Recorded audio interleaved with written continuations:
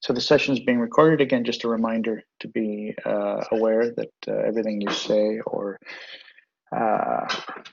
write in the chat is recorded. Your name's going to be connected to it. So just be respectful and conduct yourself in a professional manner. I'm going to turn on the settings for audio. So if you want, audio. So if you want to unmute yourself to ask a question, you can. I ask that if you're not speaking, just stay muted so that there's no background noise. So let me look at some of the housekeeping tips. Let me just ask a couple of questions here.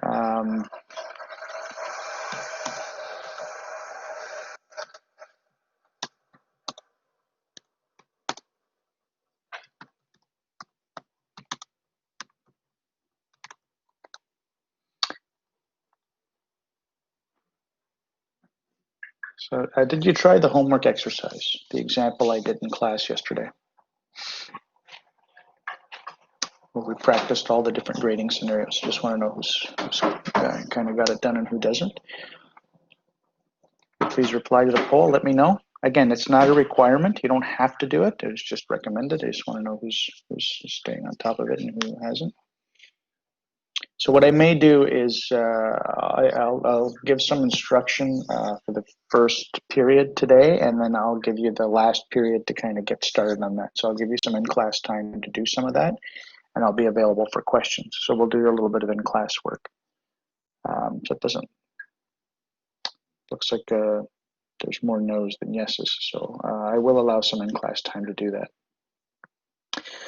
Okay, so let's go through some of the housekeeping tips and tricks. So when you create your points, they always come in at a default angle, horizontal to the x-axis based on the world coordinate system with a standard kind of position. Okay, I'm going to show you two things. One is a Civil 3D item, and the other one is a just an AutoCAD tip and trick. So let me show you those. I'm going to share my screen.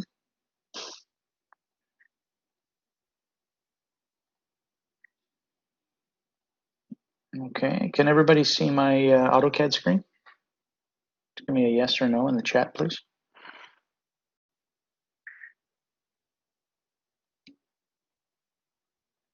Yeah, okay, I'm gonna go back to it. Anybody else? Can everybody see my screen? Okay, so this was the exercise we did together in class, or that I showed you in class in the demo. A couple things you need to do for this to make it look good as far as the presentation is concerned. We want to rotate the points, and we want to move them so that they're not through the property line. So the default setting for the style you've got right now looks like this. So after assignment 3, you probably would have done this exercise. And let me turn off the design that we did yesterday. Okay, so this is on a different layer.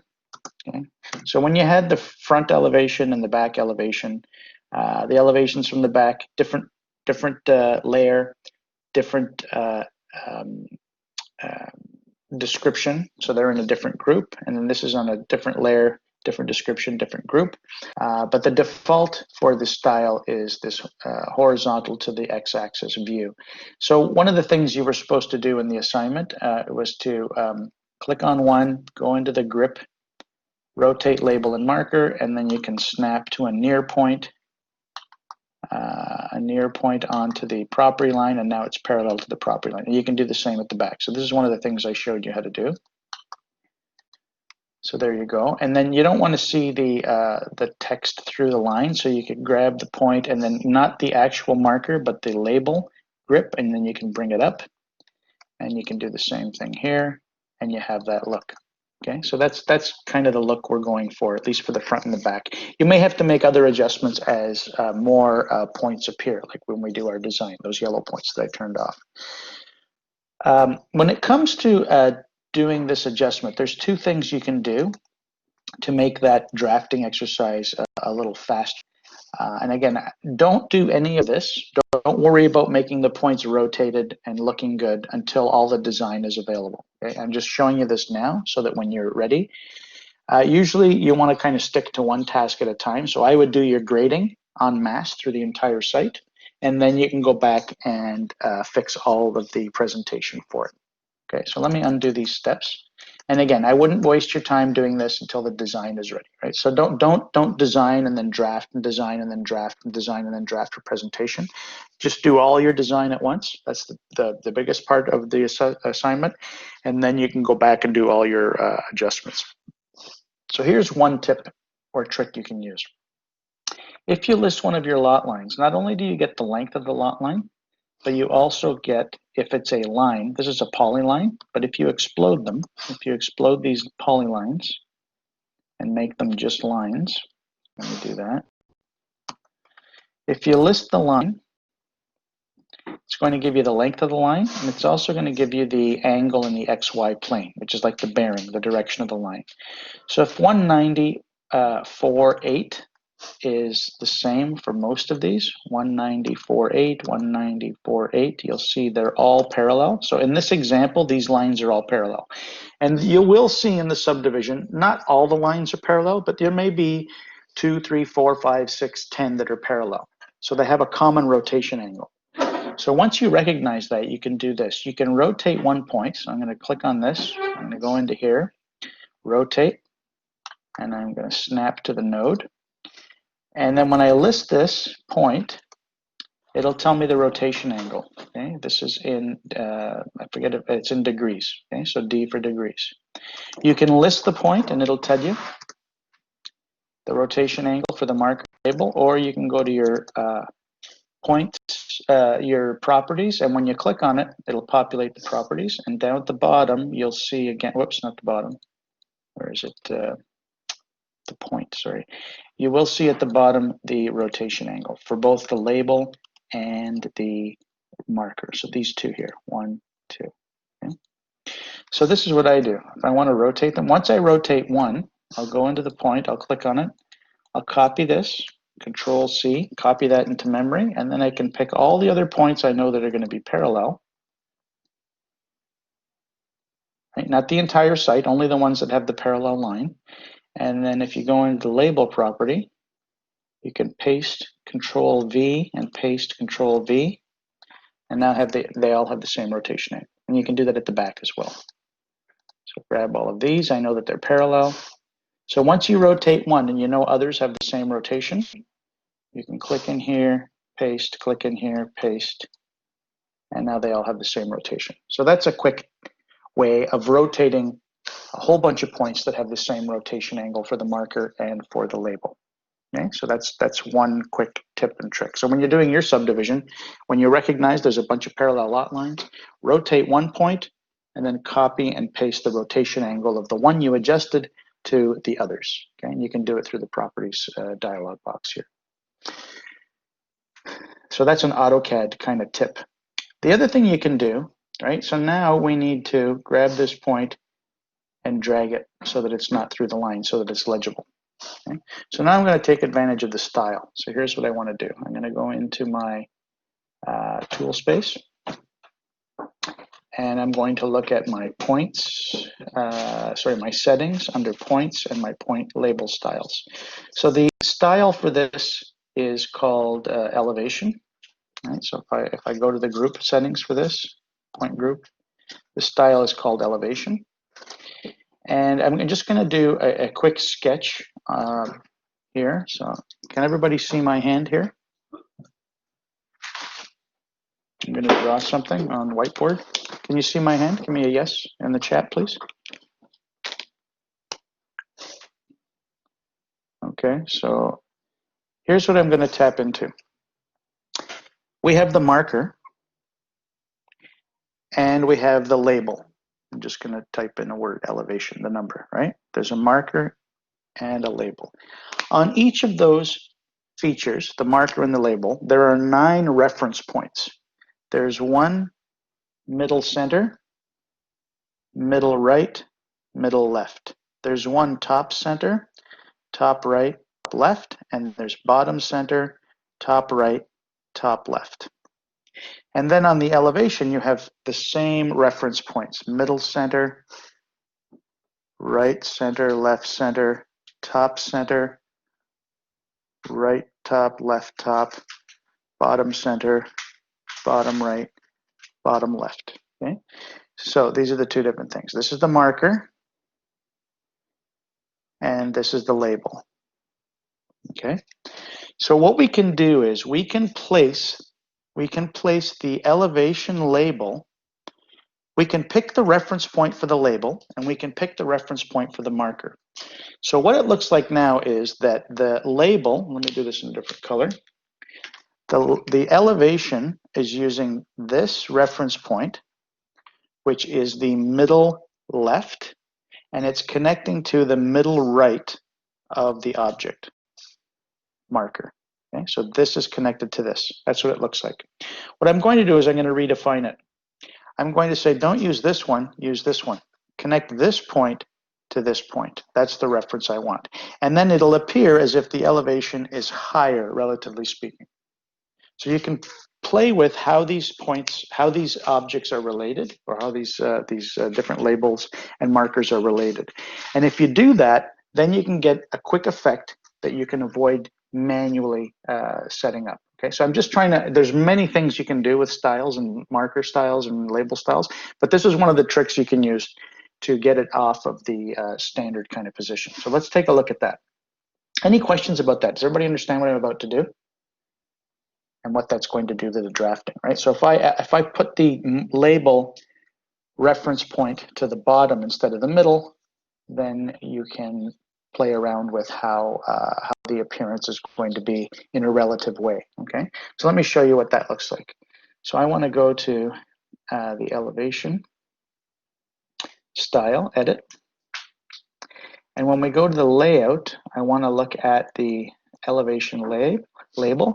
So the anchor component is the middle right. The middle right is this thing right here, the middle right of the marker. So I'm going to leave that alone. And then what we're going to look at is, you'll see here the text is actually using the middle left to connect. Instead of the middle left, which again is this point here, I'm going to use the bottom left.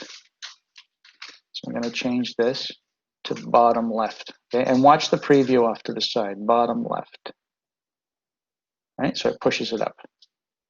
Right, so now the bottom left of the text is connected to the middle right of the marker. And when you say apply and you say OK, watch what happens to the drawing.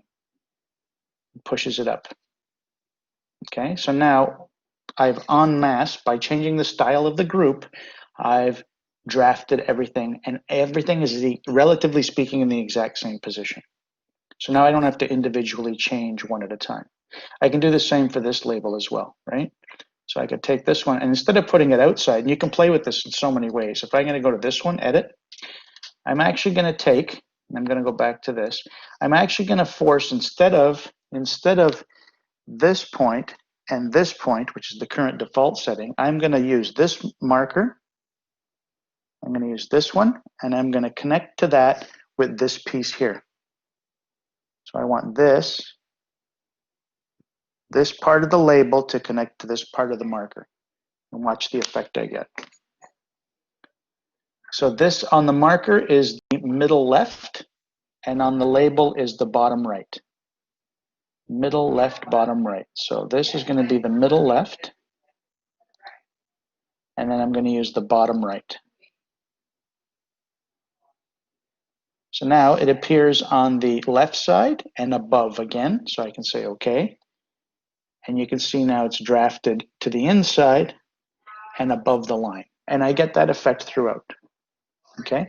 Now, the rotation angle, you may have to play with, right? If the lines are not parallel, then there's nothing, you're going to have to individually do them. So if you have a bunch of property lines that are kind of radial, so if you draw lines that look like this, oops, set current.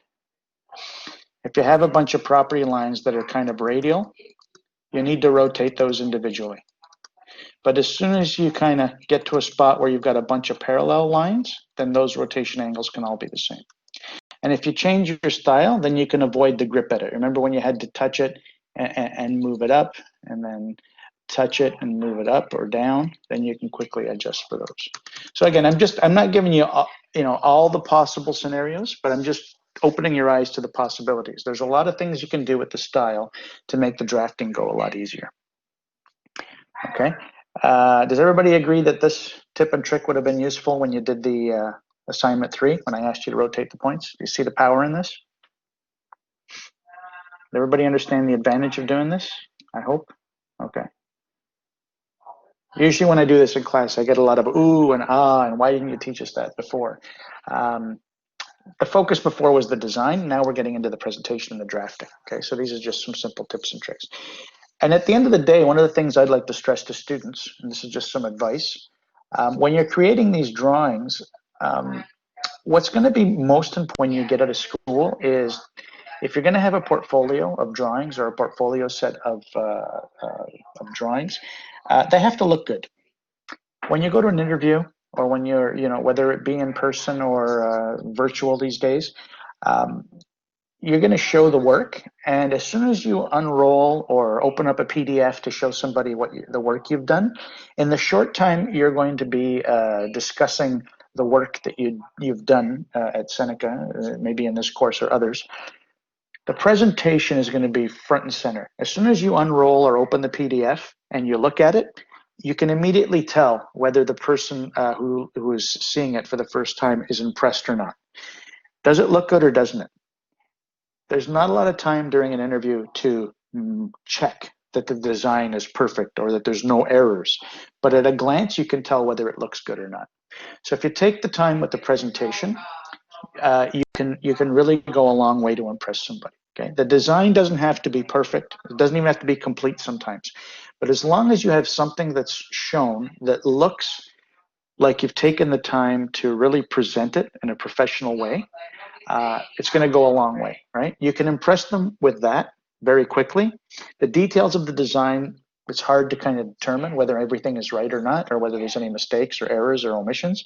But certainly, the presentation is the thing that goes a long way. So that's just some advice I'm giving you. So when you look at this drawing, it may seem like a very strict thing that I'm doing. Everything is parallel. They all have the same angle. Good.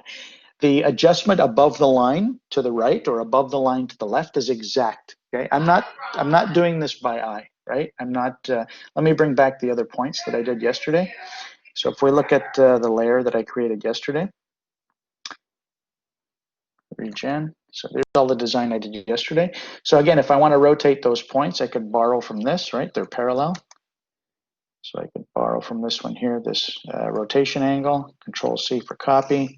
And then I could make all of these the same, just at a glance. And I won't do all of them, but I'll do some. And then if I paste it in here, I paste it in here, you'll see now they're all parallel. Whoops, cancel. You'll see they're all parallel.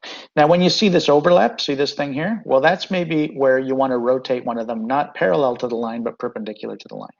So, at a glance, it looks like it's parallel to the line.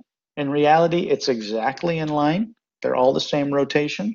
If you tried to do that by eye, it would take longer and it would be a lot messier. So, if I go into here, if I want to rotate each one, if I just do this by eye, and I rotate this one by eye, whoops, rotate this one by eye, sorry, rotate by eye, rotate by eye. If you do one at a time, first of all, it takes longer. And if it's not exactly parallel, you can almost see the problem as you go through. So if it looks like it's supposed to be parallel, make sure it's exactly parallel. If it looks like it's supposed to be perpendicular at 90 degrees, make it exactly perpendicular at 90 degrees. So that's my recommendation to you as far as presentation is concerned. So let me get the rest of these and I'll show you a couple more tips. So let's make all of these parallel. So paste here and here. So now they're all parallel. To take care of the overlap, what I do here, and I'm just going to put in some reference line. I'm going to offset 8 meters to the front of the house and 12 meters to the back of the house. So typically what I do, if you remember what this stuff represents, this is the top of slope. Between here and here, this is a 3-to-1 slope. So what I like to do is I rotate the point that represents the top of slope. Right? So in the backyard as well, right? This is the top of slope. This is the bottom of slope. This is the top of slope. This is the bottom of slope. So I like to rotate the top of slope. So I'm going to take that and I'm going to rotate and I'm going to go perpendicular to the next lot line, right? So that overlaps as well. So that may or may not be a problem. You might have to fix that. Or you can rotate it the other way, right? Go 90 degrees the other way. So take this and make it parallel in the other direction. Rotate label and marker, right? We could make it parallel this way so it's not in the way. So that's another way of doing it. So this rotation angle would be negative 90, I believe. No, positive 90.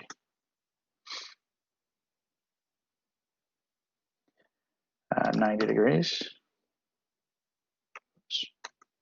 Okay, take this, rotate label and marker. 90. Okay, so that's 90 degrees. So we could do that. So then I could borrow that angle.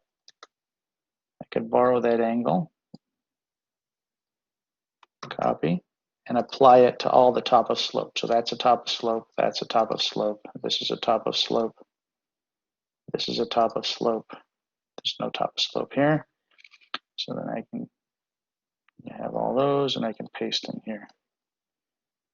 Paste and paste. Oops. Copy and paste. Well, let me rotate. Hang on a second. This one. This one. There we go. So now they have the same rotation angle. So you can start to see some semblance of order. And same thing here. I've got a 3-to-1 here. I've got a 3-to-1 slope here. I'm going to paste them. And it all starts to look pretty standard. Whoops, and these want to be the other way. So I'm going to list this. I'll grab that 10-degree mark again, copy, and tidy this up as well. Paste, paste. And now I've got a nice look to my drawing, okay? So that's some tips and tricks. So you could play around with the style to get kind of the translation, move the label relative to the marker, and then you can apply a common angle to a bunch of points that have the same rotation angle. So those are some two tips and tricks that you want to kind of use, if you can. And then at a glance, you can kind of see quickly, you know, how neat and tidy and clean that is. So there's just some advice that might speed things up. So when you're done all your grading design and you have to rotate and move the points so that the text doesn't go through the lot line, here's a couple of things you can do to make that happen. Okay, there are many others. You can have so many different styles to do so many different things. Okay, I'm just giving you some basics. Okay, I'm showing you the possibilities, and I think your mind kind of can go ahead and look at other things as well. Don't get lost in that. One of the big pitfalls of using Civil 3D is to spend all your energy dealing with the presentation and the style, when really you should be concentrating on the design. Okay, and I know you're doing both roles. You are the designer and you're also the draftsperson. You're also making this look good. You know, if you have these styles set up and ready to go as part of your template, then you can quickly apply them and get a lot of drafting done for free. The rotation stuff, not so easy, but certainly the point label style positioning is a critical thing. So you may want to look at that as a way of doing some mass drafting. You may have to go in and manually change a few things. You know, like this might be confusing, right? What represents what? So you know, you might want to rotate this at 90 degrees as well. So it's up to you how you want to do this. This is the existing point, and maybe this wants to be, maybe the design point should be parallel to the lot line at the back. So we'll rotate label and marker, and maybe this, whoops, rotate label and marker. And maybe this wants to be parallel here, so it's obvious what's what. Okay. The other thing you'll note, and I talked about this yesterday, I'm going to talk about it again today, is again some of the point management. There's two groups so far. You're going to have more than two. Let me just talk about those. So you're going to have two groups. You're going to have FG and you're going to have EG. So these are the groups. You're going to have two groups, FG and EG. Okay. You're also going to have more than one layer. So FG, you've got EG at the back, at the rear. So these are on a layer. These are the layers now. So you have rear layer, the white points at the back. You have front. You also have lot points. Okay, so the layer names for all these are given, but there's a layer for the front lot corners. There's a layer for the existing rear, a layer for the existing rear. There's a layer for all your design. I've shown mine in yellow so far. There's going to be another layer for the center line of the road. Center line of the road. Okay, and we don't want to mix the layers for the center line into the FG. So we're going to have to create one more group, right? And this is all in the instructions. Another group is going to be called CL. So one more group called CL for center line, and it's going to have the center line points on it. So I'm going to have proposed elevations in this group on these two layers. I'm going to have existing in this group on this layer, and then I'm going to have the center line design points on a layer for center line. Okay? The style for these two groups are equal. The styles are exactly the same. So if you look at the point on the front lot corner and on your design, they're going to look the same as the center line of the road. The reason we separate them is that when we do our modeling for the surface, your corridor model looks like this. Right? Your corridor model looks like this. So we're going to have elevations at the street line, right?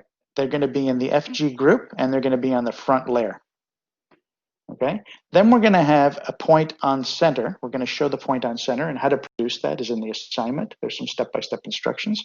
These points, this one, and this one in the plan view are going to look exactly the same. This is on one layer, front. This is on a different layer called center line. And these are on two different groups. The front lot corners are in the FG group, and the center layer is in the CL group. And the style for the marker and the label for these two groups is exactly the same. So they're going to look the same on in the drawing, but they'll be in two separate groups. Why? When I model the surface, when I do my TIN, my triangulated irregular network, I want to model my surface straight across. I don't want it to have this V shape to connect to the point at the center. Okay, I don't want this point on my surface, so I can't have it in the FG group. It has to be in a separate layer. It's going to look the same. These two groups have the exact same settings, but the center line points are in the CL layer and all the design points are in the FG layer. So that when I build my surface, I use the FG group. This is the group I use for my surface. And then it'll model straight across. I want it to be flat. Okay. We will not model, we will not include the center point, even though we're going to show it in the drawing, and we will not model this shape on the finished ground surface at all. Okay? Why? I'll explain when we do the final assignment, number 6. Okay? There's a reason for it. So when we do our finished ground surface, we model straight across, flat, street line to street line. So you have to categorize everything in this way. Okay? So keep that in mind. Okay? So there's only, there's 3 groups. There's going to be an additional group. 2 of them is just for the sake of separating, but they look exactly the same. 1 is separated, they look different, and they're not used for the surface build. Okay, and all that's explained in much more detail on the assignment handout. Any questions so far about that? Some presentation and some point management information.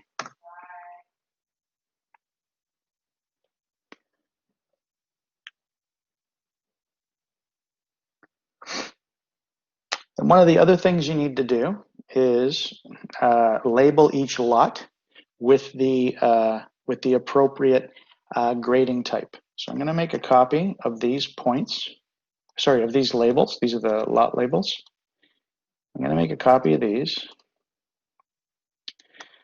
and I'm just going to push them over here. I'm just going to go 50 meters away, and I'm going to put them on a new layer. I'm going to call it grading type. Really doesn't matter where I put them. Let me put them on a different layer.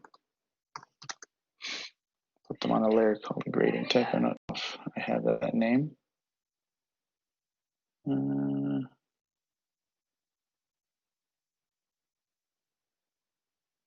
know if the layer exists. I'm just going to use this layer here. It has to be on a different layer. I'll put it on some other layer. Okay, and I'll make that layer green, I guess. Okay. All of this is spelled out. Whoops.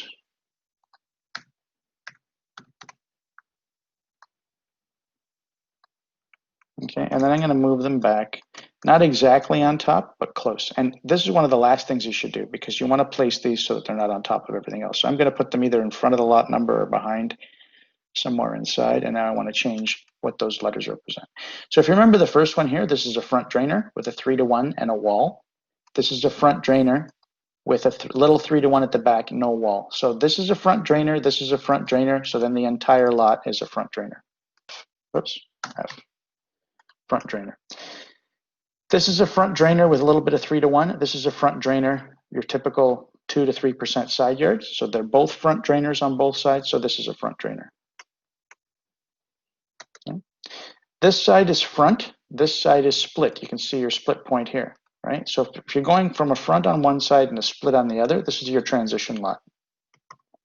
That's the only time you use that designation, when one side is front and the other side is split. Okay. This now is split draining. Simple split on one side, simple split on the other. This is a simple split draining lot, S. This is a split draining lot. This is a split draining lot. So this is also a split, but you have to be careful. Remember the back split. Let's go back to this exercise in the lot grading example. Remember that threshold? So you have to measure this. So if the difference between the front of the house and the back of the house is 1.2 meters or more below, then you're in a back split. If the front elevation versus the back elevation is a difference of less than 1.2, then it's still a simple split draining lot. So you have to measure the vertical difference between front and back. If it's 1.2 or more, we call it a back split. If it's exactly 2.1, it's a walkout. Okay, so let's measure. Let's measure these. So the distance, I'm going to turn my O-snaps on just to make this go faster. Node. All right, so I know this is a simple split on this side. What's happening on this side? Distance. The difference between the front of the house and the back of the house, let me just draw the lines for reference. 8 meters to the front, 12 meters to the back of the house. So the vertical difference between here and here is 1.4, which means this side is a back split. It's more than 1.2. This side is a simple split. What am I going to call the lot? Okay, and this is where you have to make a decision. The actual design will be finally determined by the architect. So the architect will decide whether it turns this into a simple split or a back split. I always go with the deeper condition. So if I have a split and a back split, I would call this a back split. Yes, for back split, sometimes called a deck lot. So when you have two, I always go with the deeper condition. Okay, let me measure this one. Distance from here to here, right? This is a back split, more than 1.2 below. Measure the distance between here and here. This is exactly 2.1. So this side now is a back split. This side here is a walkout. Again, I always err on the deeper side, so I would call this whole thing a walkout. Okay. This side will allow from the basement one step down onto the ground on this side. You might not be able to do it on this side, but you can certainly do it on this side. Okay. And then the rest are all walkouts. So this is a walkout and this is a walkout, right? If we measure both sides, distance from here to here, negative 2.1, and from here to here, negative 2.1. Both sides are walkouts, then this is also a walkout. So that's how you label your lot type. Okay. You have to design them all first. Both sides, you have to look at both sides, right? So if both sides are front drainers, then the whole lot is front draining. If one side is front and the other side is split, we always call it a transition. That's the only funny one that's got a special name. Everything else are split drainers, but to what extent? So again, if you have a simple split and a simple split, it's a split. If you have a split with a back split, we always call it the back split. And if it's a back split with a walkout, I always force the walkout. It really doesn't matter. These labels don't mean anything until the architect decides how they're going to do the architectural layout of the house. Okay, so they're there just as reference. I've argued in the past with companies I've worked for that we shouldn't even put them on the drawing because it doesn't matter, but it's something that shows up. So it's an exercise we have to do. I think they still do it on most sites. Let me show you a drawing again. I'll show you an actual drawing. How are you going to show us what to do with the houses? Yes, and that's the last thing I want to discuss today. And again, and that should be one of the last design things you do, right? Do as much as you can. You have a front, you have a back, go. Front, back, go. When you're missing the back, do that last. Okay, do those ones last. But I will show you today, or I will instruct you on what to do today. Okay? So Sumitra, I'll get back to you. I forgot what I was going to say. Oh, I was going to talk about. I wanted to show you a drawing. So here's a subdivision drawing that I've done in the past. Hang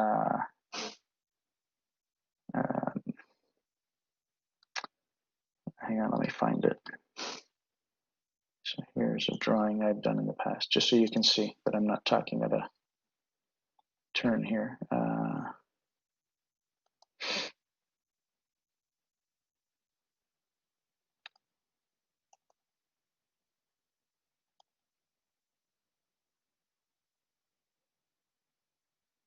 Okay, so I can show you this one. So let me share my screen again.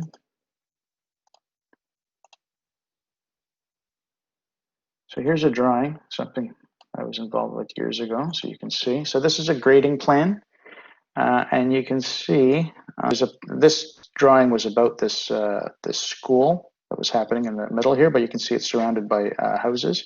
So if we zoom in here, you'll see on every lot, it's either labeled with a BS, BS, or F, right? This is a front drainer backing onto a back split, front drainer backing onto a back split, front drainer backing onto a split, front drainer backing onto a split, front to a split, and these labels are all shown. So these are townhouses, split draining versus split draining, back to back.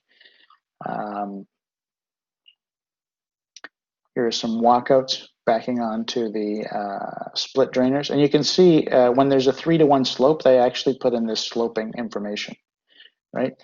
You might see, this faded here because it's a different phase, but you might see this symbol. So you might want to learn how to read these. This is another thing. If you have a walkout, so I'm just gonna, I'm going to draw, let me do it on a different layer. Just use this layer. You might see this. So I'm going to go from node to node to node, and then it disappears. And I'm going to make this the same as this, and I'll trim this off. So what I've shown here is the top of slope and the bottom of slope, right? And the bottom of slope is at the back of the house. You might see this symbol, line near.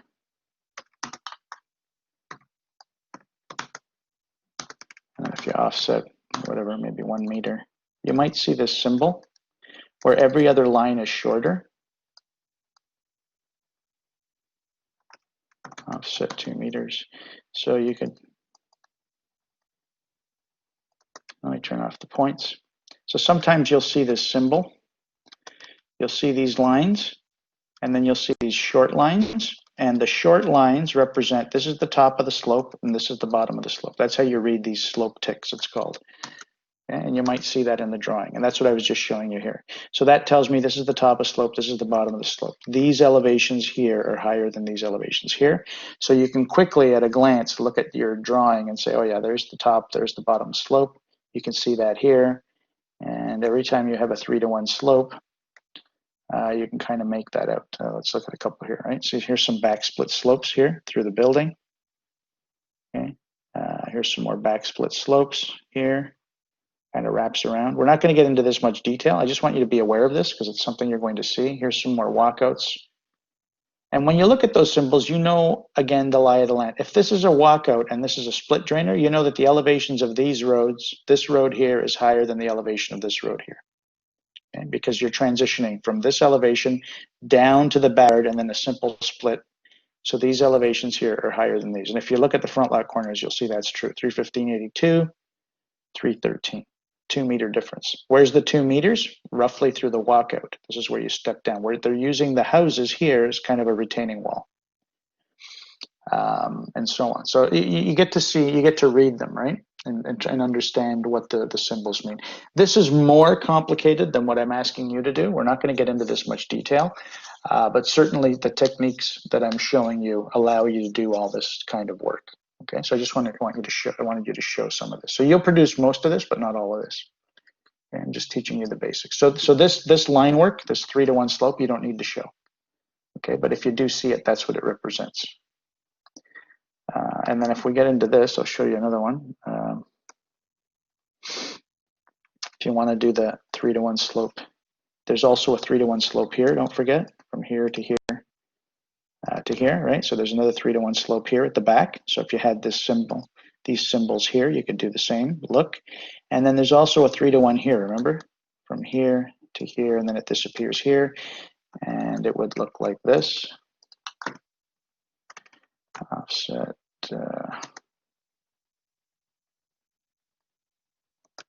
Again, just a way of reading, right? So then I would cut this in half.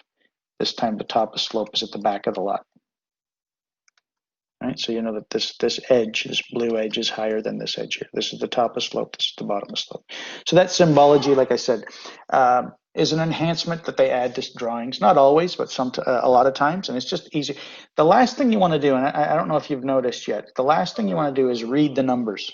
If you can avoid reading the numbers and at a glance kind of have an idea of what's what really helps you read the drawing. So if I turn off the points, and the lot numbers, these symbols tell me which side is higher, and then the name, the lot grading type, also tell me which way it's flowing. I know here, all of this is flowing toward the road. This has a split point somewhere. I know that some of the drainage is going to the back, some of it's going to the front. So without looking at the numbers, I can tell based on just this information which way the ground is falling.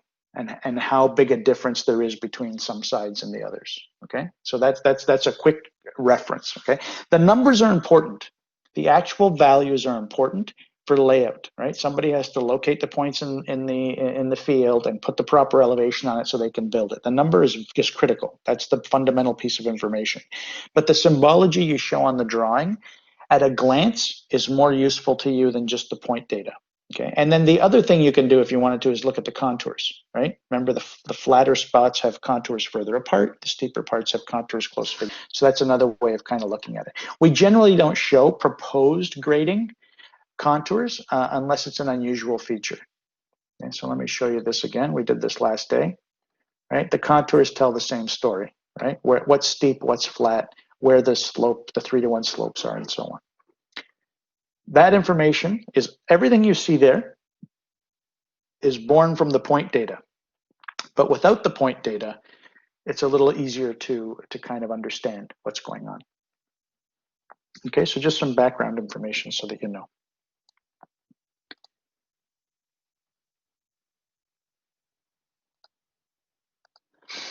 Okay, any questions about that? Okay, so this was just a little bit of an aside, just to show you what's actually possible and some of the requirements that you have to kind of go through.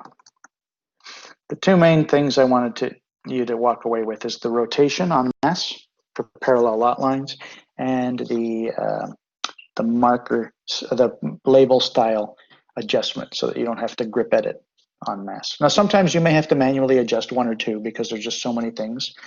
But certainly there are some efficiencies you can leverage from Civil 3D. Any questions about that? Okay, so Sumitra did have a question about those interior rear corners. How do we do that? And I'll give you a brief explanation, and then you've got everything you need. So let me open up my drawing. I'll go to my desktop course code base. And I'm going to go to model. And what we're talking about is how do you deal with this? Right? So I need these interior rear. So this is the general rule of thumb. First, you design the side, and then you design the back. So what are we looking at here? Assume this doesn't exist. Pretend that's not there. Design this. You have a front, you have a back. Design this first, and then worry about these particular points after. So let's do this. I'll just do one very quickly. But the order is always the same. The distance, so let's look at this. What's the length here? The length here is 34. So I'm going to go back to here. I'm going to call this 34. Okay, so now I have all my values. So let's take a look. Where are we? The other thing I want to establish is I'm going to offset 8 meters. So there's the front of the house. 12 meters, there's the back of the house. And then 7.5, there's the minimum usable backyard. So for this particular lot, I'm going to use these lines. Okay, so house, back of house, usable backyard space. Okay, so I have those for reference. I'm going to put them in different colors so that they're not confusing. Again, nobody sees this. It's just there for reference. I like to use gray. So how am I going to design this? I'm going to measure the distance from the front to the back. Turn off my ortho. And I'm going to look at the Z value. And let me open up my screen a little bit. Try that again. Distance from the node at the front to the node at the back. You'll see the back is 1.2 lower. The back is 1.2 lower. So let's look at the spreadsheet. 1.2 is right in here. Right? As a matter of fact, it's between these points. Remember I said you could ignore this? So it's between these two, negative 1.2. So what's my design? I'm going to go up at 2% from the front. I'm going to go up 3% from the back, right? 2% up to the house, 3% up to the house. And then I'm going to do a high-low, -3, +3 to 1. So here's the design. Okay, again, you have to do this on the appropriate layer with the appropriate point group and so on. Okay, I'm going to skip all that. I'm just going to show you the design. So I'm going to go to my points, create points. And I'm going to, why is this stuck? Hang on a second. Points, create points. Okay, so I'm going to use my distance command twice. I'm going to start at the front of the lot, go to the point here for direction, G2, go to here, enter, enter, enter. So that's 2% up. Then I'm going to start at the back, from here to the back of the house, G3, position for distance, and there's the elevation at the back of the house. Okay, if I measure the distance vertically between here and here, you'll see it's a simple split, right? It's less than 1.2. It's lower at the back, but 1.2. It's not 1.2 below. So this side would be a simple split. Let's check out the detail. Let's put in the detail of the 3-to-1 slope. So I'm going to put in a high-low from here to here, a G of -3 down from the front of the house, and an S of +3 up from the back, 3-to-1 up. And there's the top of slope, right? So this is the back of the house, bottom of slope, top of slope. So now I've designed the side of lot 33. Then what do we do? Well, I know that the slope, I'm going to measure it, inquiry, list slope, P for points. The slope from here all the way to the back of the house is 3%, which means the slope from here all the way to this corner is also up at 3%. This point here is interpolated between this point and this point. So the simple tool to use, measure your, just double check it, list the point.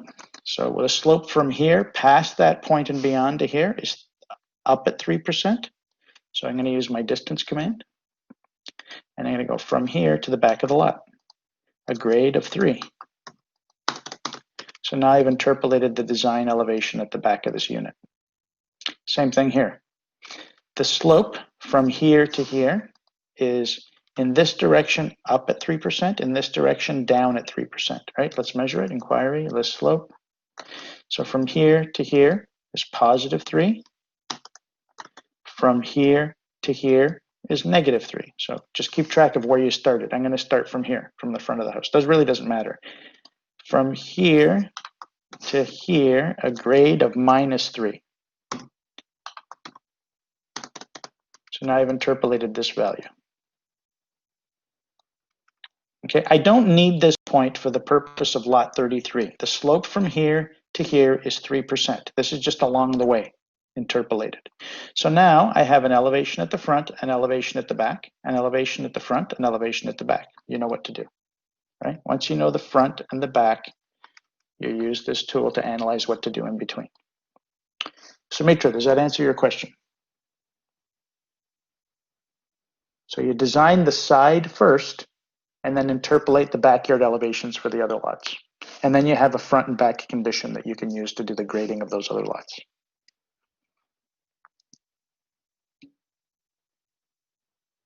And now you have everything you need to know.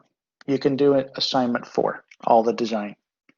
There's lots to do. There's a high volume of work to do. Every lot line, you have to design each one. What's the front? What's the back? What do you do in between? What's the front? What's the back? What do you do in between? You have to design each one at a time. And I know it's tedious. So you can see here, right? These angles are all different. You have to rotate those manually one at a time. Some of them are parallel, right? I think if I list this one, that's 829. So this is 829. This is 829. No, that's different. 829. So these two are parallel. So this is parallel, 829, and this is parallel, 829. No, these two. These two are parallel. So I can rotate these together. Right? 829. So whatever rotation angle I use for this one, I can apply it to all of these and everything in between and so on. Okay. So it's not always possible. These are all parallel. So if you list this one, 2712, this one, 2712. So all of these are parallel. You can use a common rotation angle and so on. So you got to find those patterns and then do everything appropriately. Okay. In here, again, don't get lost in this. I'm going to trim this off. Lot 4. Lot 34, you design the side. That's a good question. Lot 34, you design. Lot 34 only has one side. This edge is the road. We don't design the road. The road is going to be parallel to the center line. So just do that and nothing in between. So when you have what's called a flank lot, let me type that in, flank. Oops, flank lot. So that's what we call a flank lot. Right? It flanks the road. So the edge next to the road, you don't do anything. So lot 34 only has one side. Okay. Lot 1 only has one side, interior. This is the road, the other road, so don't do anything here. Inside here, lot 6, this is a flank lot, so don't do anything between these 2 points. Just design this side. That's a good question. Thanks, Sumitra, for bringing that up. Yeah, you do have to design this, however. Is it a must to copy paste the degree? No, I'm just giving you some hints. Do whatever you want. Lot 36 on the side here, this between here and here, this is not a road, so you do have to design that. Same thing at the end of the subdivision. Let me get rid of these for a moment. You have to design this between here and here, and you have to design this between here and here. This on the side here is not a road. So you do have to design the end of the site. Some students miss that every time, so be careful. Okay, and look at the offsets. They get kind of wonky. Here's one problem you're going to run into. Okay, these offsets are true. These are what the zoning requires, an offset from the front. Okay, don't get lost in here. Let me just trim this. I'm going to trim between here and here, this corner condition. So I'm going to trim here and here. This stuff here doesn't make any sense. Okay, so these are the setbacks for lot 7, and then you can extend these because they're parallel. These are the setbacks for lots 4, 5, and 6. Okay, remember you're not designing this, so you don't need to go all the way there, and you're not designing this, right? So when the side is a road, don't do anything. So if you list this, let's say I was designing this one, and it comes up as 39.9. I can go to my spreadsheet and type in 39.9, I think it was 9.1, sorry. 917. Okay, and it does all the math. Now, this assumes that the lot line is perpendicular to the street line, which may not be the case. So if we're looking at lot 8, again, this one, right, 39,191, if I'm analyzing this, the distance from the end point to the intersection may or may not be exactly 8. Look at this one. End point, section. This distance is actually a little bigger than 8. It's close, but it's going to be off a little bit. So if this is not perpendicular to the street line, then all of these numbers, 8, 12, and 7.5, aren't going to be exact. Now, If you want to, you can type in the actual numbers based on your setback. You can go and measure along the lot line, right? Measure along the lot line, this length, measure the distance between the front and back of house. Okay, remember the offset, the length from here to here, this is 12 meters. This is going to be a little bit longer. And again, the distance from here to here, this is the 7.5. This is going to be a little bit longer, and so on. If you want to go and type in, adjust the 8, the 12, and the 7.5, adjust the 8 to the 12 and 7.5, you can. It's a lot more work, but they'll be so close that this will still be enough to guide you through what's going to happen. If it doesn't work, it's because these are significantly different. And where you're going to find that kind of problem is in here. See here? Distance from the end point to the intersection. This is the lot. You're designing along the lot line, but this distance is now 8.3. And this distance is now 13.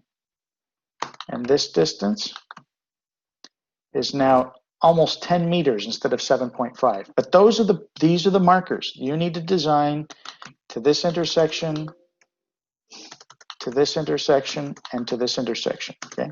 These offsets are true. Those are the areas where the usable backyard in the house is going to be, where your front yard is. It's parallel to the front. The lot lines may not be perpendicular, and it's going to cause you problems. So what's happened in the past with some students is they type in this number, 37171, into the spreadsheet, and then they do the math here, right? They check the distance between the front and back, which I don't have on this one, but they check the distance between the front and back, and then they look it up at the back here. And then they say, oh, I'm actually between these two numbers. But in fact, these numbers may be off if you don't adjust these. If these are significantly different, then these are going to be significantly different. So when you think you have a solution and it doesn't work out, you try and do it. You try and input your solution and it doesn't work out the way you expected, it's because these are significantly different. So you may have to then change these and adjust these numbers and see where you're actually at. It'll be close though, right? If you think you've got a front drainer with a little bit of slope, it might be all slope, right? It's not going to be that far off, right? These numbers, even if you change them, if you make this 10 meters, these aren't going to change by too much. Okay, so just be mindful of that. Okay, that's something that causes some problems. Okay, again, what I did was kind of sterile condition, right? And show you exactly how this thing works, but in reality, some of these dimensions are not going to be exactly what's on the spreadsheet. And if you want to type in the exact numbers all the time, that's fine, right? But again, like I suggested, as you do the lot grading, after you've done the entire site lot grading, you're gonna rely on this less and less, right? After, I don't even use this anymore. I could just do lot grading, and it doesn't take long to get to that point. My first project when I graduated was a 1,200 lot subdivision. And I was doing all the lot grading. So after my first project, I was almost an expert. The more of this you do, the more you kind of realize. So when you do that many, and there's only 8 possibilities of what might happen in Richmond Hill, you'll find that which of these 8 solutions am I going to apply? You encounter probably all of them a few times when you're doing 1,200 lots. And that's going to be the testing ground. And like I said, when you graduate from Seneca, you'll have done 36 lots on this in this particular course. Next semester, there's there's more than 60 or 70 to do. Okay, so that's where we're headed. That's why you really need to. There's no shortcuts. You have to do the whole thing. Why? Because I want the proposed ground for the entire subdivision. I want the surface for the proposed ground for the entire subdivision so that I can compare it to the existing ground and come up with a volume of cut fill, volume of earthworks. That's where we're headed for assignment 6.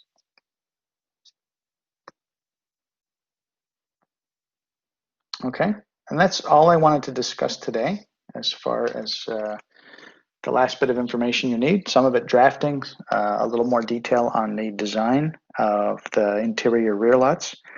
Any questions? Any other questions? Remember, at the end of the day, either freeze or delete your setback lines. Nobody needs to see those. Although you may have seen sometimes they show the building envelope, which includes front, back, and side setbacks, right? So some subdivisions show, let's say it was 8 meters to the front, 12 meters to the back of the house, and it could be 1.2 for the side and 0.6 on the other side. And then if you put in a boundary here, sometimes they want to see the building envelope. They want to see the extent of the building. The house has to be inside there. It can't be too far forward. It can't be too far back. It has to stay away from the sides. You might have to show what they're called the building envelopes. I'm not asking you that, but you might see that on some drawings. As a matter of fact, I think the drawing I showed you, see if I can find it here. The drawing I showed you earlier does have the building envelopes. See this dashed line?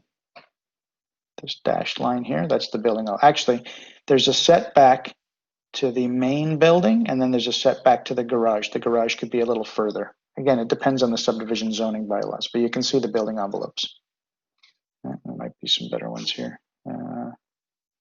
This one's not showing it, but certainly parts of it show building envelope. So sometimes it's required, sometimes it's not. You don't have to do that. I'm just showing it to you as an example.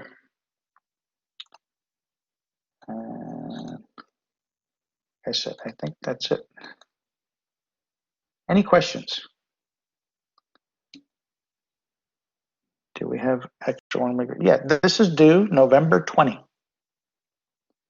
November 20th, Friday, November 20th. So instead of 2 weeks, you actually have 3 weeks. I don't think you need the extra week, but I know in the past a lot of students have said that they needed more time. This is the most time-consuming assignment, so an extra week I think is warranted. Then we're going to go back to 2 weeks for the pipes. So we're going to do the pipe input, not the design. I'm going to give you the design. So I'm going to give you all the sizes and slopes. Then you just have to draw them using Civil 3D. That's 2 weeks. And then the earthworks is just follow a process. There's some step-by-step instructions for assignment 6, which is very straightforward. So there's only a week to do that one. But that's kind of sit down, take the hour or two to do it, and you're done. Okay, so it won't take long. And it doesn't take long to teach either. So I always like leaving that one till the end. We could do the earthworks calculation after assignment 4, but I like to leave it till the end because it's pretty quick. Okay, that's it for today. Does anybody have any questions? Like I said, I sent out the detailed marking rubric. If you're not sure what corrections you need to make, I can discuss that with you. I know a few of you have sent me emails. I haven't gotten back to you yet, but I will. I'm gonna, as soon as we're done here, I'm gonna email those of you who have contacted me, and I'll set up some appointments, probably for tomorrow morning. If you're available, like after 9, I have a meeting at 10:30. So before 10:30 tomorrow is when I'm gonna try and schedule those meetings. So you should get an email back shortly. I'm gonna check my email right now. Okay. Again, I strongly recommend, I can't force you to do anything, but I strongly recommend you do this homework assignment. Okay, and I've also posted the solution for this. So there is a solution for the actual answers. I'll show you.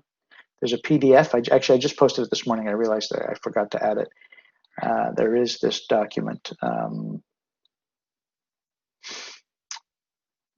So there's a PDF with the final elevations that you're looking for with all the slope references. So if you look at this, whoops, where is it? Share application. So I did post this. So this has all the solutions with some of the details, right? So the offset is 8 meters, 12 meters, 7.5. I've drawn the reference line, those dashed gray lines, and then I've shown all the slope. When you look at this is the other thing that's kind of funny to see. So this is the final answers you should get, right? I gave you the front, I gave you the existing rear. What do you design in between, okay? So the solution is here. So if you can go through the exercise and produce the same information that you see here, then those tools are pretty tight. You should be able to do that. What's interesting is when you look at the grading plan, you can check it. You can quickly see, how this design adheres to the standard, right? So you can see like if you were marking this, if you were looking at this, you can see that everything is correct. How you actually create it, there's no book for it, okay? I'm just giving this to you from my experience. What do you do first? What do you do next, right? And if you remember what happens here, right? Like for the walkout, we went from the front up at 2%. That's how you get the front corner. Then I take that number, I put it to the back of the building, I push it down 2.1. Then once I have the front and back of building, I use the high-low command to get this elevation. And then in the backyard here, I went down 3% using the distance command, down 3 to 1 to get the elevation at the back. Okay. So when you see everything, I don't put in the front and then the next one and then the next one, and the next one, and the next one, right? The order of operation is something you kind of have to figure out. And I'm pretty sure I illustrated it quite a bit last day. But when you see the final thing, you can't tell what was done first and what was done next and so on. You kind of have to watch the video from yesterday and listen to the instruction and figure out what comes first and what goes next and so on. Okay, so you can check, do the homework exercise, and then the final answer is here. So if you can produce this based on the instructions from yesterday, you've got all the tools you need to do the lot grading. Sorry, there were some questions. Is there any more than 2 points? If there are more than 2 points at the back of the lot, does it require an interpolated point? You mean between lot lines, Brian?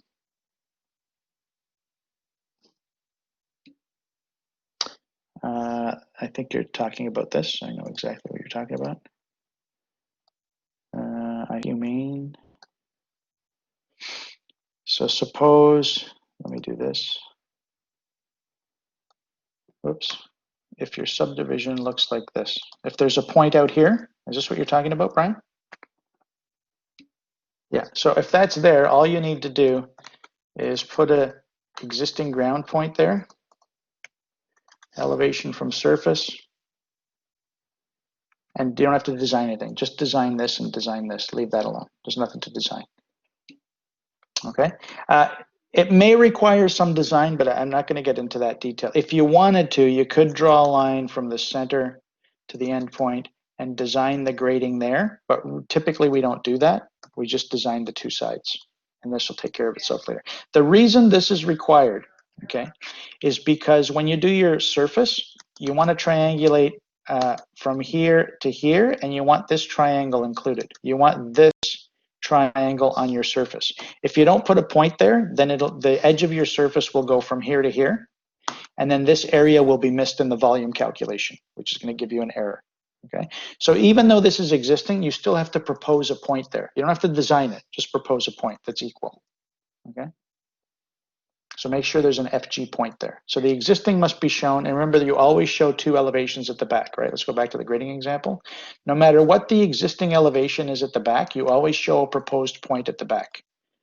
Right? If it's the same elevation, we still show proposed at the back. If it's a different elevation, that indicates a wall.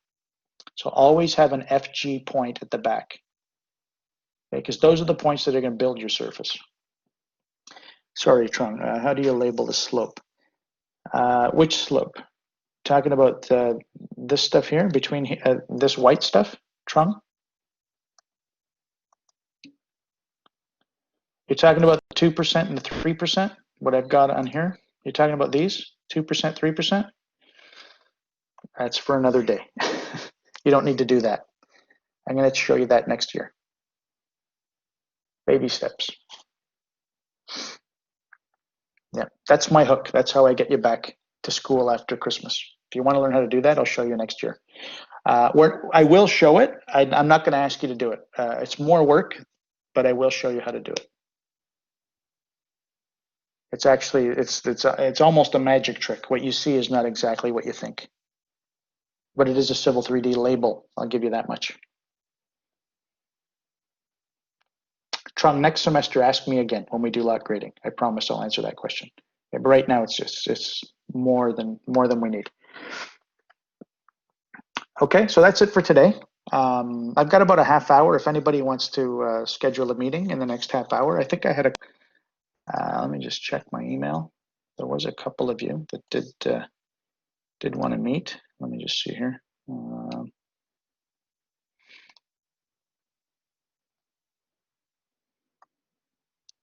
You're welcome, Carl. Let me just check.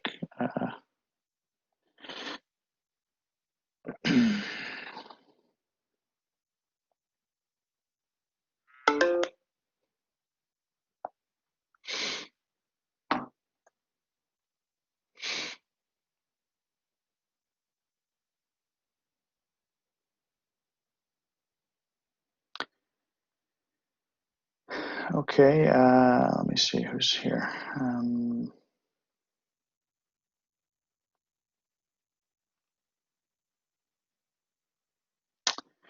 So, T, do you want to meet now? Hope I'm pronouncing your name right. Okay, so I'm going to send you a meeting request. And who was it? Ran? Ran was the other one who emailed me. You wanted a meeting?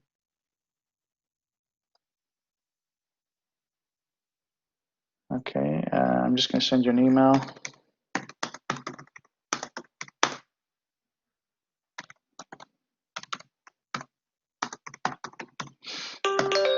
Okay, so Thea, I sent you an email, 11:10, and then, or is it Ran? Ran, let's do, can we meet at,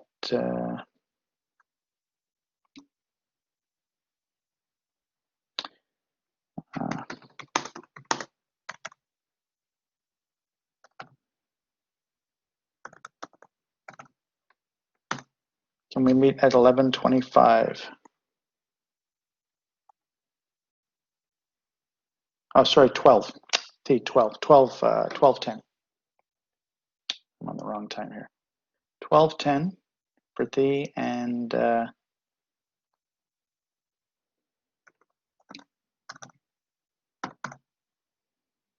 sorry.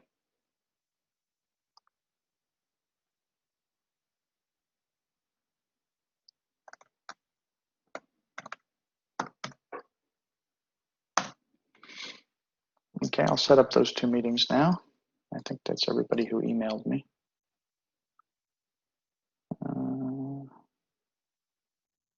Yeah.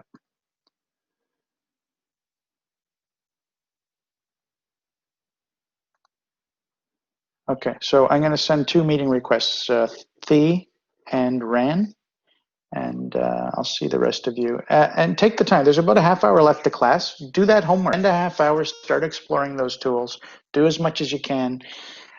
It's a controlled environment, right? So the beauty of that exercise is that when you do the work, you'll know whether you're doing it right because you have the solution. When you do your subdivision, you might or might not know. So you need to build that skill in using the tools and the confidence in using those tools. Okay, so please take the time. So that's it for today, and I'm going to meet with these other students. If you do want to meet, like I said, if you have a question about your last assignment, send me an email and I'll set up a meeting. All right, thank you.